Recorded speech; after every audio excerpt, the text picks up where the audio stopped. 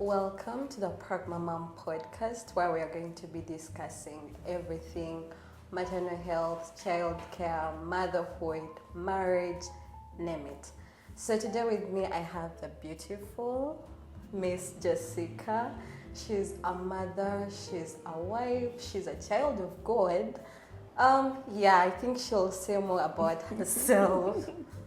Hi, Chloe. Hi. Thank you for having me on the Pragma Mom podcast. Thank you for coming. Hi, guys. My name is Jessica Layado Kamujisha. I am a wife, a mother, an educator, and a communicator. Yeah, you see how those two rhyme, eh? It's dope. Yeah.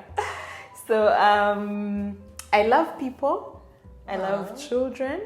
I love talking. And I love educating people. And I'm looking forward to the direction that this conversation is going to take, especially because I think that motherhood is such a big deal.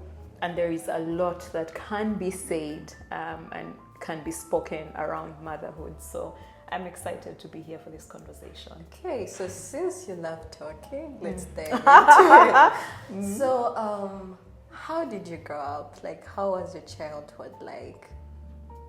My childhood. Okay. We are starting from the start. Yes, how did you get here? So I am a middle child of three. Okay. There's just three children. My big sister, me, and then my little brother. Of course, when I say little, it makes it sound like he's young and all of that, but he's just a few years younger than me, 2 years younger than me. We grew up in a single mother household, but because my dad passed on when we were kids, so for a little bit of our childhood, we had both our parents around, and then after that, my dad passed on, and so our mom had to raise us. So that's how I grew. I grew up in a household that was independent, that was empowered, and that in which we were encouraged to speak up. So a lot of my outspokenness and character comes from my upbringing, but also we grew up in the setting of the Christian faith. We grew up in church. We all started church ministry quite young. I started singing in church when I was 5 years old. So you can sing? Yes, I can. And dancing in church when I was about 3. And then for most of my life, I've been in church ministry, children's choir, youth choir, church choir, all of that. Wow. So my grounding is Christianity. I strongly believe in the centrality of the Word of God. And I have seen that a lot of life cannot be navigated without God. Sure. So even motherhood, I know that while we talk, we will highlight that fact that as mothers, we do need to walk intentionally with God and with community around us. Yeah. Okay, so you mentioned that you are raised by a mother. Yes. So usually people that are raised by single moms for any reason are so not well conversant with marriage. Like they don't want anything to do with marriage. They feel like they are so empowered. If my mom did it, I will do it. So how did you now end up being married? And how is it going for you? Have you had challenges of, I think I'm better than this guy. Like my mom did it. So have you had those challenges? How is marriage for you? So I think marriage is fantastic. I think marriage is fantastic. It really is something that is worthwhile, especially if you're married to the right person. Yeah. And by the right person, I got married to my friend, and we'd been friends for maybe close to 10 years. Before anything happened. He was actually my brother in Christ. And the deeper than the friend zone. He really was in the brother zone chilling. And then one day something happened and the scales fell off the eyes. And we ended up down this path of marriage. I think marriage is beautiful. But I also did have that phase in my life, the single empowered woman phase. Yes. And I still believe that the single empowered woman phase is important for any woman growing up. Okay. It's important for women to find their identity outside of anything else, just them and God. Okay. And I feel like if you're to get into marriage without that kind of foundation, it's really going to be hard. It's going to be hard because you will attach your identity to your husband, or attach your identity to your marriage and all of that. And I'm not saying that marriage is not some form of identity, because when you step into that season of your life, it becomes a certain form of identity. It's one of the things that you're identified by. Just like when you become a mother, you're identified by the fact that you have a child and all of that. But I think that growing up with a single mother showed me that I was capable of anything. Wow. So whatever I wanted to do, on top of the fact that I was capable of anything, my mother also really let me do where my heart took me. She would just allow me to go there. And she would encourage me and let me she didn't clip my wings. So that might also just be a personality thing for her as a person. Yes. It might not be directly related to single motherhood, but I think that in her idea of parenting, she left a lot of room for growth. And I think that I thrived because of that room, and of course the middle child syndrome of being an overachiever and all of that. But did it affect my view on marriage? I don't think it did. Also because of my upbringing, I saw marriage as a beautiful thing. A beautiful thing which in my single empowered phase, I wasn't interested in. Like I was happy that other people were married. I was really happy for them, and I enjoyed seeing their marriages thrive, and I enjoyed seeing how they were growing with their spouses, but it wasn't really something that I was looking for. And then when it happened, I remember one day saying, like how this thing is just really good. Like, oh my goodness, if I had known, I probably would have gotten married earlier. But anyway, the truth is I probably would not have, but I would have possibly desired it a bit more. So I think that my mom being a single mother didn't discourage me from getting married. My big sister got married straight out of university, and her husband have such an amazing marriage. I think that it's one of the things that continually stands out as a testament for me, that marriage is a beautiful thing. Has it had its challenges? Of course, every day. But you keep going. Every day you keep going. It's just, and I keep telling people that it's just like having any other relationship. When you have siblings, let's use the closest relationship. You've grown up under the same parentage, you've grown up in the same house, you still conflict with them. Yeah, true. Why? You have the same background, you have the same upbringing, you have the same values, and now all of a sudden you're joining your life with someone who has grown up in a totally different way from you. So one way or the other, you're going to conflict. So I think a lot of the principles that help with marriage are also the principles that help with other human relationships. Communication, openness, honesty, the usual stuff, and definitely God. Amen. It has to be the foundation. So please get married. It's a wonderful thing. Get married. So how do we get out of the zone of my brother in Christ to a child? That first child, how was it for the two of you? Did you get the child too young? What challenges did you face financially, emotionally? How was it? So when we were getting married, one of the things that we really wanted to do was to give ourselves at least a year to adjust to each other. Okay. Before getting into pregnancy and all of that. One, because I believe that, and we'll talk about it, that pregnancy comes with a horde of emotions. Yeah, true. Some of them are new, some of them are just bigger emotions, like amplified emotions.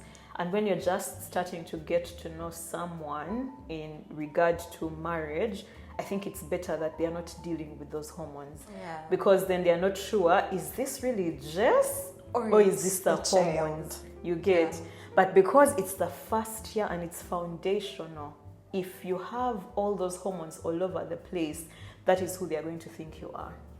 So regardless of how much you change after that and you try to remind them, there's still that trauma of the first year. Yeah. Why would this bed punished me? You get? Yeah. So we decided for the first year to not get pregnant, and then start thinking about the child in the second year of our marriage. Okay. So in the second year of our marriage is when, by the grace of God, we conceived, and also had the child in the second year of the marriage. We conceived beginning of year and then had the child end of year. Yeah. You didn't have to waste a lot of time. Yeah, so that's what happened in that regard. Okay, so how was the entire experience for you as a new mom? Some mothers don't even want to ever give birth again. Some mothers want to give birth forever because it was too nice for them. So how was your experience? So I realized that we said we'll talk about this at another story time. My older child, before the son, before Nafi, she turned 15 this year. Wow. Yeah. I had her when I was really young. Yes, I'm a mother of a teenager, please. So put some respect on my name. So I had her when I was young. And I found myself comparing the pregnancies because as young, as a single mother, I wasn't with her father, and all the dynamics were really different. And one of the things that really stood out for me with the pregnancy with Nafi is that my husband was present. Wow. The whole 9 months. He attended every single doctor's visit. We had 9 doctor's visits.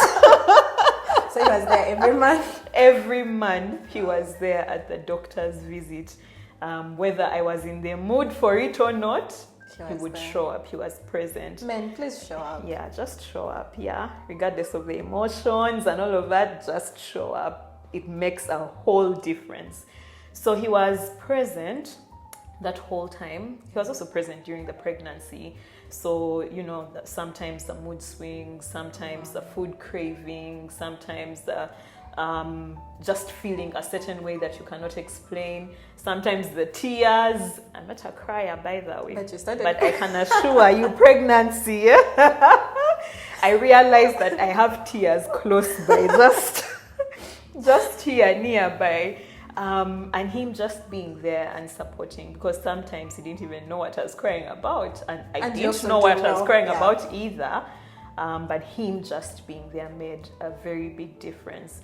And I think that if there's one thing that I really remember about the first pregnancy in marriage, is that spousal support. The spousal support was such a game changer. Many times I'd be like, you guys, as in, like, if I had known that this is what pregnancy is like in marriage, I would have been more sober. Okay, I'm joking. But but it really made a very big difference that he was present. And I think that it's something that husbands can do. I know that every marriage is different, and everyone navigates it differently. But I think that the presence element goes a very long way. Men, you being present for your wife during pregnancy is such a big deal. And I know sometimes dealing with emotions all over the place is stressful. And I can assure you it's as stressful for the mother as it is for you. So you have to find a way to support each other. As the pregnant person, you also need to take into account that you have the ability to control yourself. Part of the fruit of the Spirit is self-control. So it doesn't hurt for you to go to God and say, you know what, the truth is, I am all over the place. I don't know why. So help me through this. Help me navigate my relationships with my husband, with my friends, with my colleagues. And the truth is, God really does help us. Okay. Yeah. So did pregnancy change you in any way as a person? Physically, in the way you look at life? They say the moment you get pregnant, you start changing. You're no longer giving because you want everything for your child. Is it true? I've had it a lot. I've had it around that mothers, the moment someone is pregnant, you can't be a giver before, or you can be a very caring person before. But the moment you get pregnant, everything switches. It's now my child. Did you get in that state? So with my very first child, pregnancy did change me for the better. Oh, wow. Yeah. Before her, as a rowdy teenager, as all over the place. But when she came, it was like now I had tunnel vision. I had focus because there was a life that depended on me. So that focus meant that I had drive, I had ambition. There are things that I wanted to accomplish for the sake of my child that took me out of places that I usually would have been at and moved me to bigger spaces and spaces that had room for growth. And I think for me, one of the places where my biggest heart or enthusiasm for mental health grew was in that season, the season of being pregnant with that child, with Stephanie.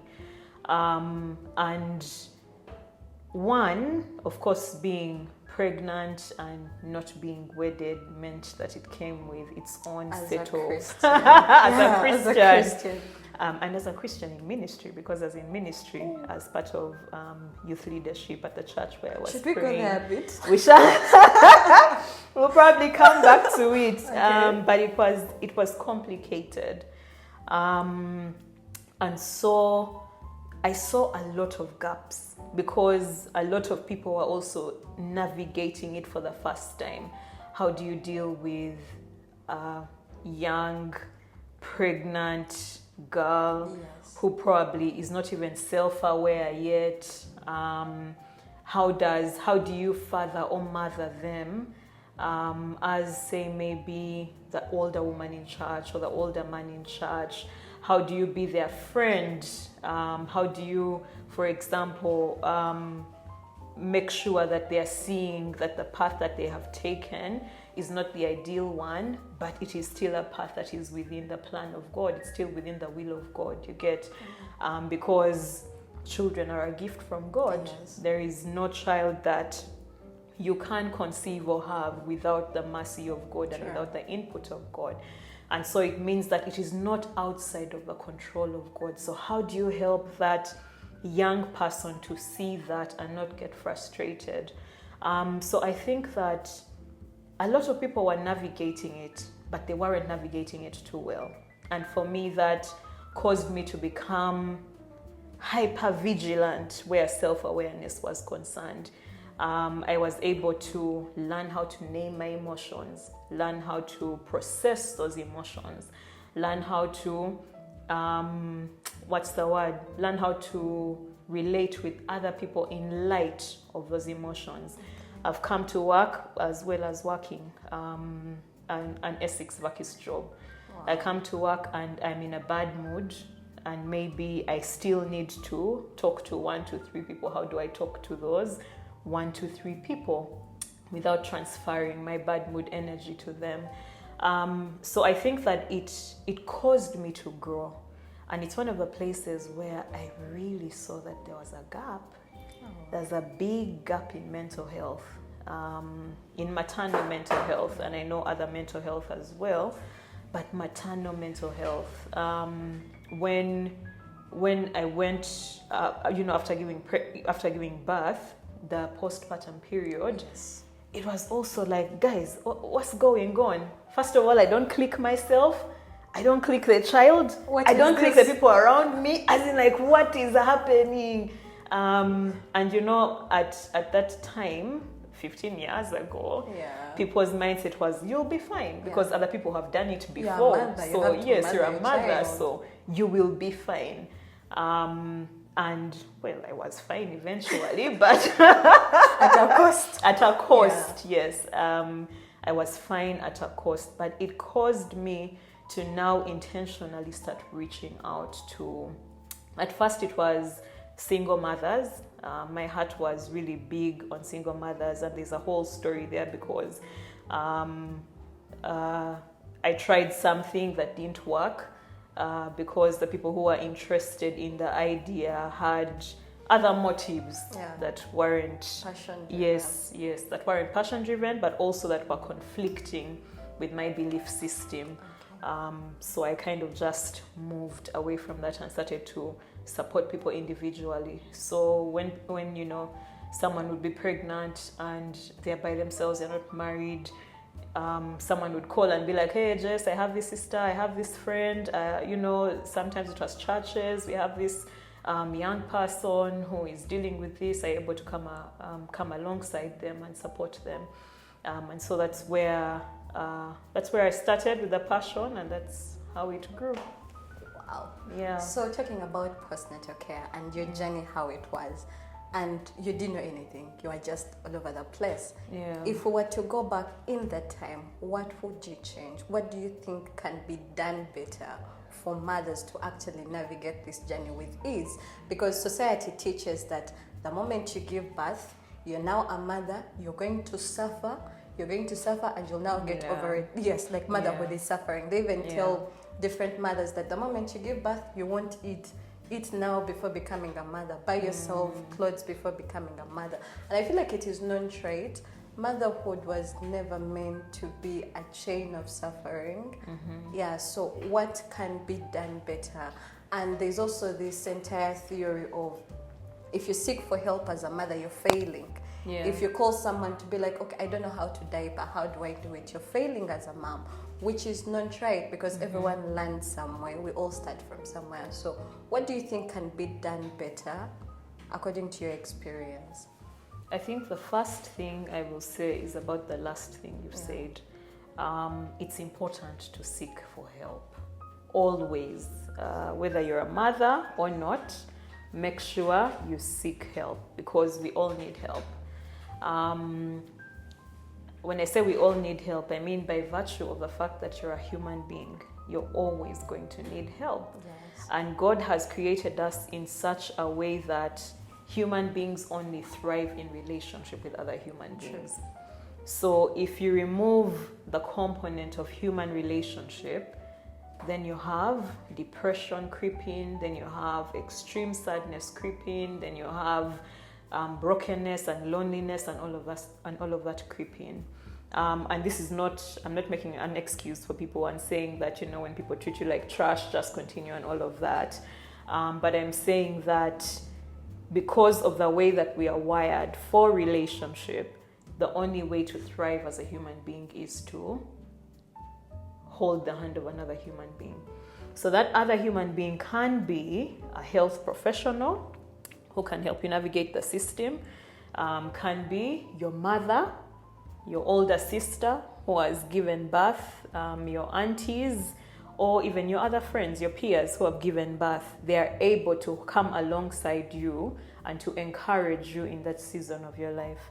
I think that our health system really leaves a lot to be desired as far as maternal health is concerned. One of the things that truly breaks my heart, even up to now, is the fact that a lot of women feel like they have no option but to get treated like crap where the health system is concerned. So you go to a hospital, you have your first gynecological visit, and it's trash. And you go back the next time, and the next time, and the next, and you're paying money. It's not a free service. It's not a free service, but because maybe it's a prestigious hospital or it's a prestigious doctor, you allow that kind of treatment simply because you feel like you have no option. And for me, I can strongly say that you have options. Women have options, and you just have to look hard enough to find those options. Through my first pregnancy, shockingly, I had access to a gynecologist and a midwife throughout the pregnancy. Shockingly, because that was 15 whole years ago. But as soon as I started doing antenatal classes, and the clinic isn't too far away, it's in Kisugu. Okay. Not too far away, meaning I stay in Namongo, so just for context, here. Yes. Yeah. And so when I went for the first visit, actually the first time I didn't even know I was pregnant. I thought I had malaria and all of that. Oh. So when they did their tests and all of that and eventually found out that I was pregnant, they assigned me a midwife immediately. So for every visit that I went, she was present. Was it because you were too young? Because 15 years ago? 15 years ago? Yeah, 15 years ago. But they were a really small community clinic. Okay. They weren't a big hospital.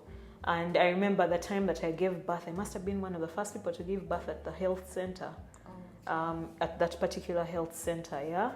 So the midwife was present the whole time. Wow. So all my visits, it didn't matter if I was going for a scan or if I was just seeing the doctor, she'd come with me. Once I'd go and they'd find out that Jessica had come, they'd call Christine. And she was a nice lady, Bambi. I think she used to see me as her child. Yes. So she had that motherly heart for me.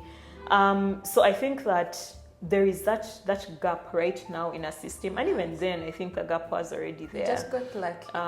Right? Yeah. Lucky. Because who gives you a midwife? Yeah, I think so. There is that gap in healthcare that can be met, that needs to be met, that Pragmama meets anyway. Yes. Yeah. Pragmama affords you a midwife who can attend all your pregnancy sessions with you, who can listen to your small things that you feel are too much for the gynecologist, and that can guide you on everything from your nutrition, how to support your baby, how to support yourself through your pregnancy and past your pregnancy.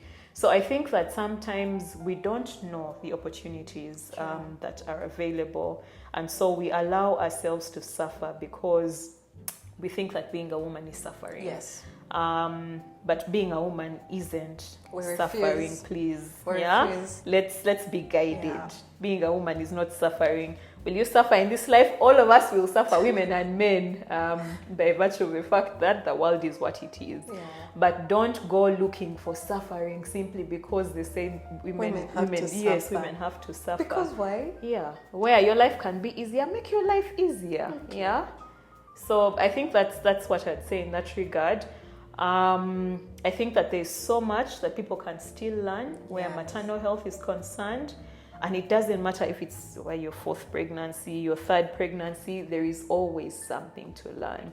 So take it upon yourself to educate yourself by listening to things like the Pragmama podcast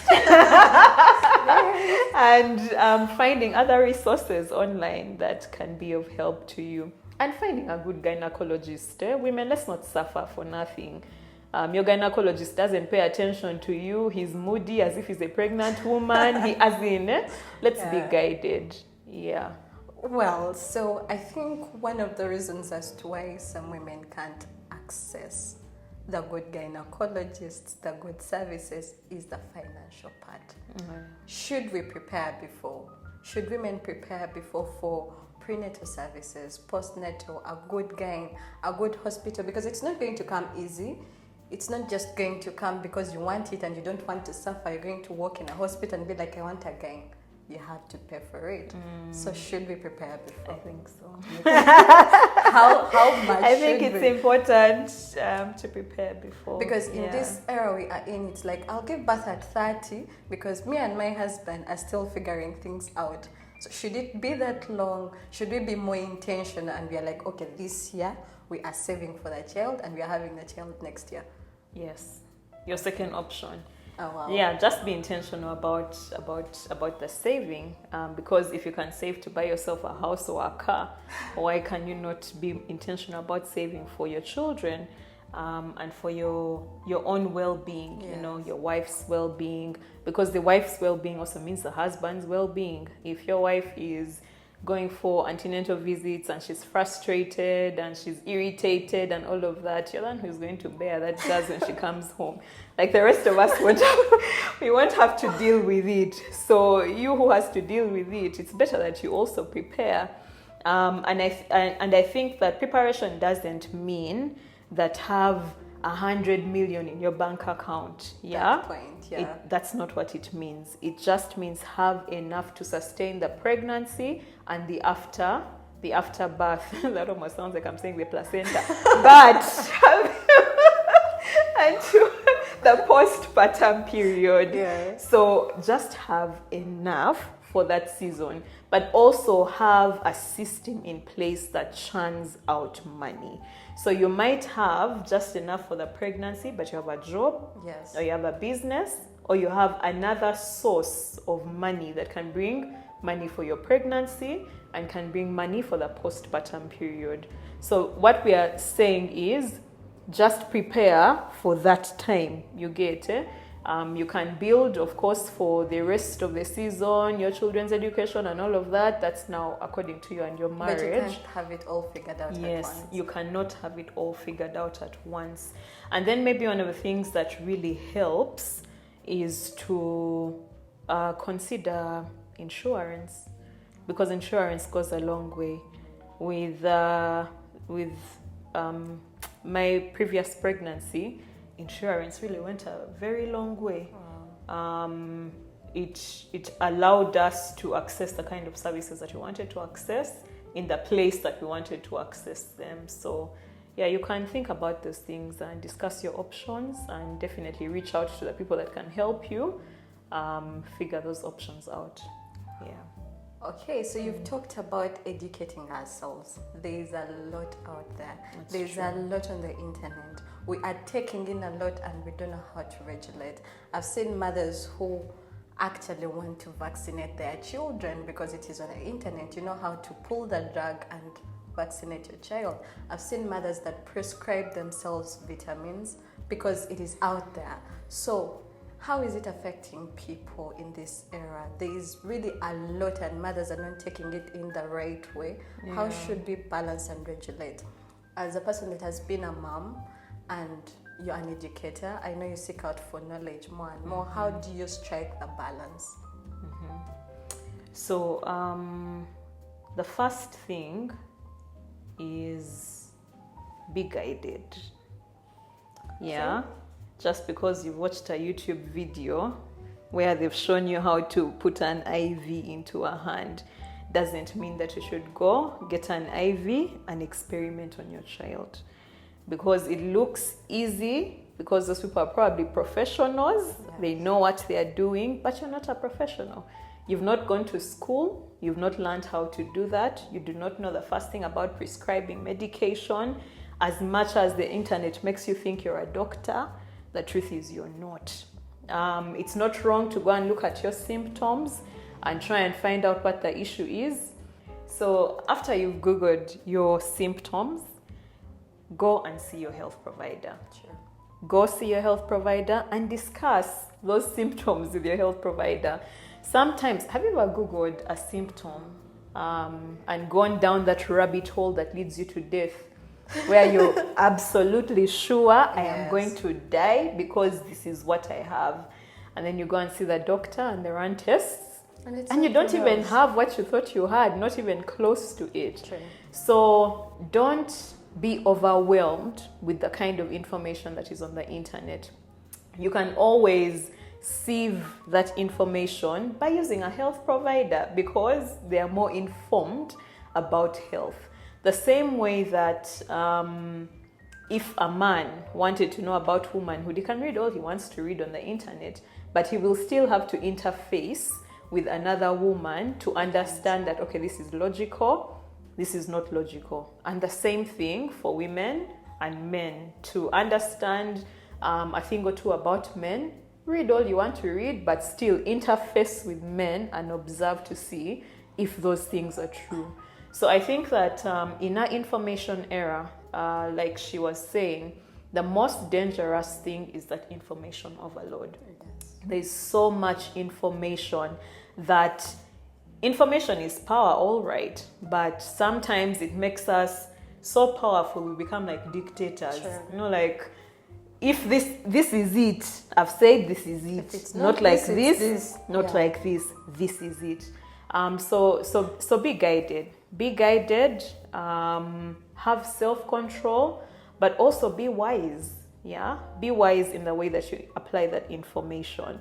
Go and see someone who has practical life advice around that information, and then make your conclusions.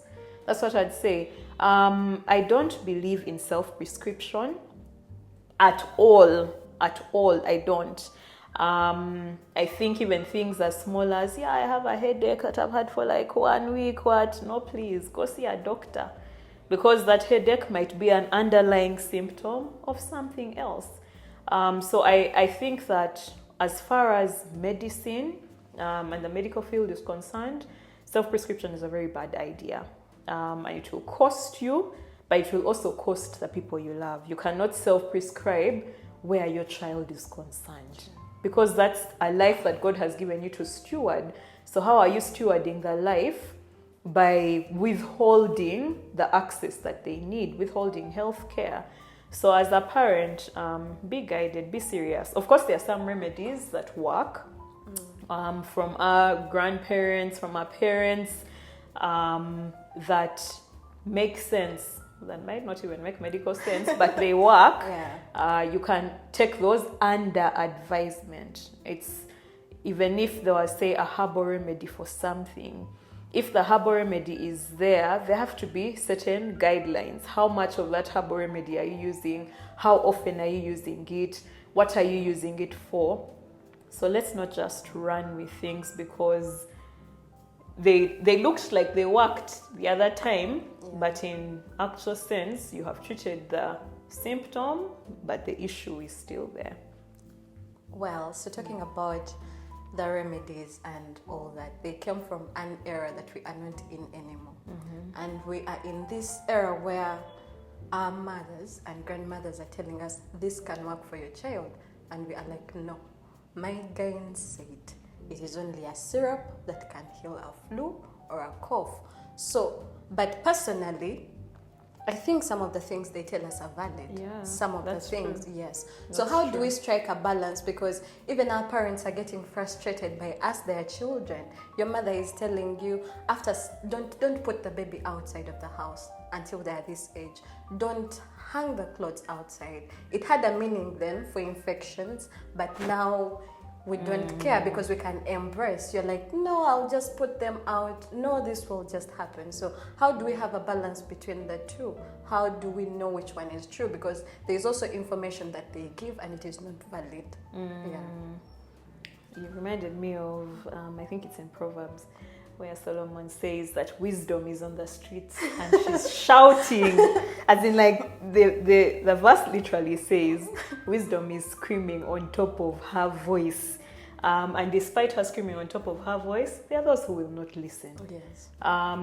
So the thing is, there are things that work and there are illnesses that can be worked on, or that can use remedies, natural remedies. Yes. Flu and cough can have natural remedies that will take them away, especially if the baby is still really young. There is no need for syrups, and I think doctors and pediatricians have also said that, Yes. that there is a certain age at which the baby does not need a syrup, does not need any kind of medicine. In fact, the breastfeeding is enough. Just breastfeed their child, breastfeed. They'll get the antibodies that they need to help them through that cough or that cold. But when you are talking, I remember there is a herb that when my first child had what would be considered colic, my mom got, it was a root of a tree.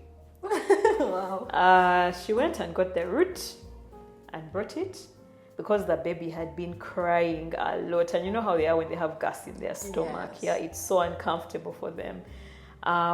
We gave her the concoction. It wasn't even a teaspoon. It was like half a teaspoon. It had been boiled and then like sterilized. Yes, Yeah. yes.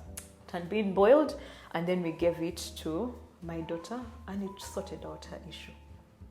Just like that, she never had that colic again, or that gas, or that pain in her stomach. So there are remedies that work. Yeah. The question maybe is, how does one determine that this sickness requires a natural remedy and this sickness requires medical intervention? And that one, I might say, we might leave it to your discretion because you know your child. Yes. But also get advice. The word of God says that in a multitude of counselors there is wisdom. Yes. So sometimes you just need to talk to someone else. If you have even a little shred of doubt about something, don't do it. Don't do it. If you're even doubting just a little bit that herbal remedy is not for your child, don't do it. Go see a doctor and listen to what the doctor says. And if a child is under one, the doctor will probably say, just go and breastfeed the child. Keep breastfeeding. Which is okay. Go and breastfeed the child. And for that period when the baby is unwell, you're the comfort the baby needs. Yes. So carry your baby, move around with them, maybe get some noise blocking earphones so that the crying doesn't push you to a point where you're, frustrated with the child and you might throw them against a wall and all of that.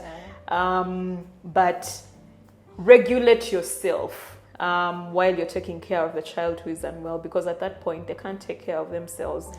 And I know that's part of, quote unquote, the suffering of motherhood, but there's nothing else to do at that point. And sometimes, even when someone else offers to help, the baby might not want. You might give them to their father or their grandmother or whoever else, and they just don't want. They want you because in their mind, you're what they need. Well, yeah. We've talked about everything maternal and child. But I think fathers are also affected in a way. Very, very much. I'll share a story of now a friend who is a first-time dad that I worked with last year, and he got depressed that he didn't even want to see his son. It was that bad that he just wanted to hide from these people. The wife had a very terrible labor. She got a lot of tears and all that. The son was big and they didn't predict it before, so they're keep pushing, push. So on pushing, the boy also came with issues. Yeah, so it was terrible for him financially, emotionally, and this is what they did. I don't know why new couples are doing this thing of, let's go to the hospital, 2 people, and then we shall inform the rest later. So it was the 2 of them in the hospital, and everything just didn't work out the right way. So he got terribly depressed that he reached a point of leaving the wife in the house and he just went at a friend's. So how do we cater for fathers? Because it is said in society that men are strong and they should figure it out. But seeing something like that got me thinking that these are people that we should also counsel before, prepare for childbirth. And I don't know if you think it is right for men to be there during labor. I've seen it happen, but I don't know how it affects their brains really, because the level of emotions is different between men. Yeah, and childbirth is not the best thing you would love to see. Even as a midwife, the first time I saw a baby come out, traumatized you. I didn't know what this was. I see it was terrible. I love babies, I love mothers, but it was my first time. Just allow me. So, and now a father is seeing it for the first time. All these things affect their brain. And this friend of mine, up to date, he never wants to have kids. That was it, and he's done. So how do we cater for their mental health as well? I love that. I love that question. Because I think that one of the things that I truly recommend and that I wish we could adopt more is having prenatal counseling. Yes. Prenatal counseling, a lot of times when we call people for antenatal classes, we just give them the practical thing. Yes. This is how you push, this is how you position your legs, this is... but we don't go into the actual issue. Yes. How are you feeling? How is it affecting your marriage? How is it affecting your husband? How is it affecting your workspace? Yeah. And I think that if we could just move towards that, I know it seems like it's a lot of work, and it is a lot of work. Yes. Because 9 whole months of baking a human being is a lot of work. And it's going to be different every day. But you see, the thing is, as much as we are not paying attention, the necessary mental and spiritual and whatever attention to the mother, we are not paying that attention to the father as well. So she's trying to figure herself out, but he's also trying to figure her out. Yes. But now, because for him, the person he knows was the person before pregnancy. Sure. Yeah. All of a sudden, why is my wife always crying? Yeah. Why is she moody? She doesn't want to cook food. She doesn't want to cook food. The food makes her gag, man. Yeah. Like when she's in the kitchen, she just feels like all the time. Yeah. You come back home, you left her sleeping in the morning, you come back, she's sleeping in the evening. It's like, man, as in like, is she lazy or what? But is she really lazy? Her body is just dictating that what I need right now while baking this human being is sleep. Yeah. You get. And then it's even harder if, say, maybe she has a toddler running around. And I think I'm just realizing that hardness right now, because being pregnant with a toddler, it's crazy, I'm telling you. And now, I mean, in like, say, maybe the second or third trimester, it's a little easier because you're no longer gagging over things and all of that. But that initial, you're sleepy all the time, you're moody all the time, you're crying all the time, you're not eating food, but you need to take care of yourself for the pregnancy. But because a lot of people are not self-aware enough to communicate their needs, it affects their partner the wrong way. Right. So you find that I don't know this person, and so it's easier for me to stay away from home a little longer and maybe come home to peace. I've spent a whole day dealing with people with their own moods as well. Then I come back home and I'm also dealing with someone with extra moods. So just teaching people how to communicate what they feel, both for the husband and for the wife. I think that when people come into partnership of marriage, they need to be as honest and open with each other as possible. If I am disappointed that today you left home without maybe giving me a hug. I'm telling you, the pregnancy is not for joking. You can laugh all you want, but it's real. Huh? I need to be able to communicate that maybe at the end of the day that, you know what, when you left without giving me a hug, it made me feel some type of way. Or when you come back home, I just want you to sit there with me on the chair. I don't like no phones, no nothing. Let's just sit and do nothing. Like I'm not even trying to watch a movie or anything. I just want us to. Yes, it's just us. That's it. So just being able to communicate what you need, and what you need might look different. Because for some people, I've not had the experience, but I've had friends who can't stand their husbands. So, I mean, when they're pregnant. Yes, yes. And so for them, they need to communicate that without bringing that aggression of all the time you're trying to run away from the man over what. Explain what exactly the issue is. I don't like you. Maybe, in this season, yes. We shall meet later. Maybe there is a certain smell that is not working for me, or maybe there is a certain way you say things, or just explain yourself.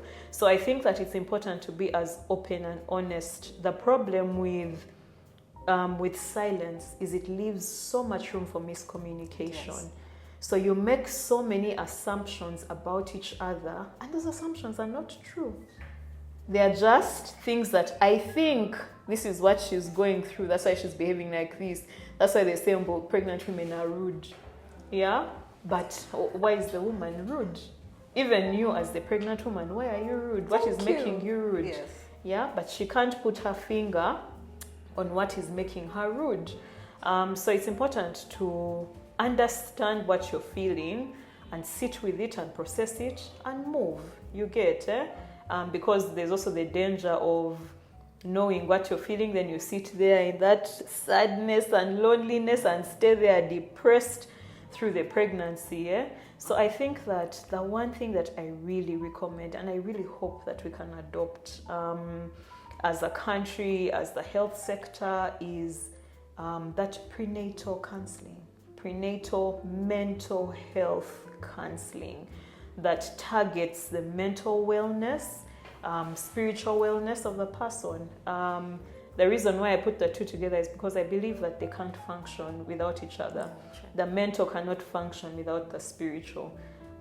Because again, I believe God has made us as spiritual beings. Yes. And so there are things that I might say that will not make sense, or things that someone will say to me that might not make sense. But if they prayed with me, the prayer might make sense. You get it? And also me having access to God in a way that I can just go and be raw about what I'm talking. About what I'm feeling, will also provide the kind of relief. And it kind of reminds me of King David and his Psalms. Some of the Psalms you read are so dark. You're like, man, what's wrong with this man? Like, he's deep there in the miry clay and he's just going with sadness. And then at the end of it, you see how all of a sudden there is hope rising within him, and you see his words are dictating that now he's feeling a certain kind of way. There's relief rising within him. By the end of the psalm, the guy is saying, bless the Lord, oh my soul, and forget not his benefits.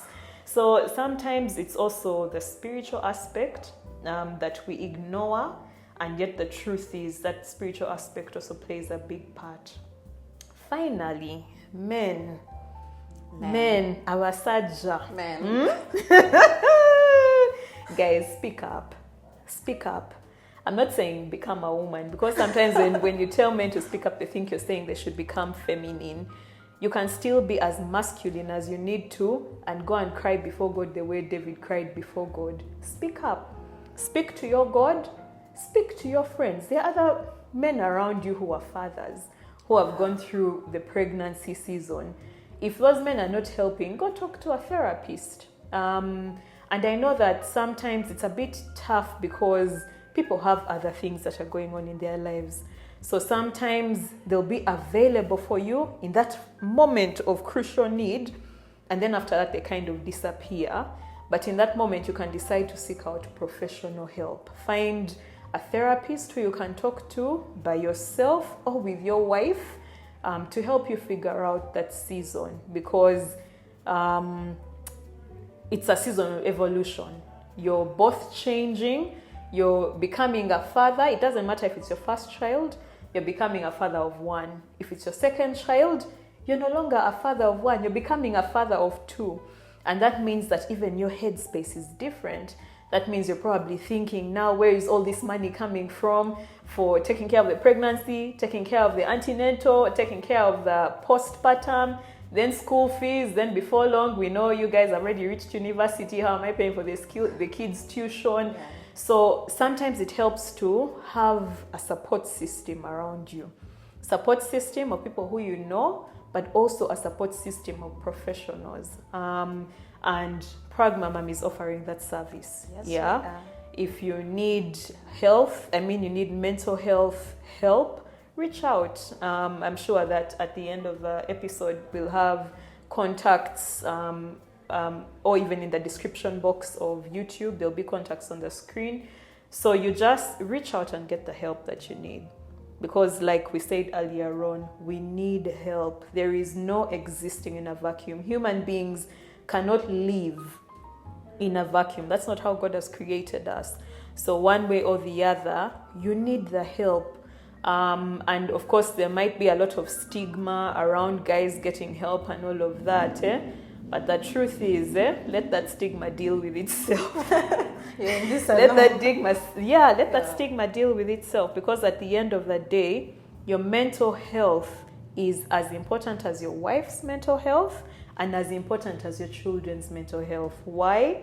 Because all of them feed off of you. Yeah. Your wife's mental health is dependent on you, and your children's mental health is also dependent on you. So as a leader of the home, get the help that you need. This I'm asking for men. Yeah. Men, I'm asking for you. So how do cravings work? Some women crave for ice and popcorn. Others crave for soil near a toilet. I've had all these stories. Like, how does it work? Like, I was with a mother, I think it was 2020, in a government facility. She was a young mom, so we had like teenage mom education. And she would tell us, like, me, I just want that cast soil next to the toilet, like that cast soil there. So she would come with it in like a tin. It was very unhygienic, but that's what she wanted. Like, that is what she wanted. It, yeah. There are moms that eat clay. Well, that is understandable because of iron. But all these different things. Why would someone wake up in the middle of the night and they want popcorn and ice cream? Like, how does it work for you right now? Okay, for me, I thought you meant scientifically. For you. Scientifically, I was going to say I have no clue what the science behind cravings is. For me, the truth is, I have not had many cravings with this pregnancy. What I've had is food aversions. They're foods that I don't want to even sniff or be around. But cravings, I've not had many. With the pregnancy before this, let me assure you, it was so out of this world for me. The thing that I craved through that pregnancy was Carlo.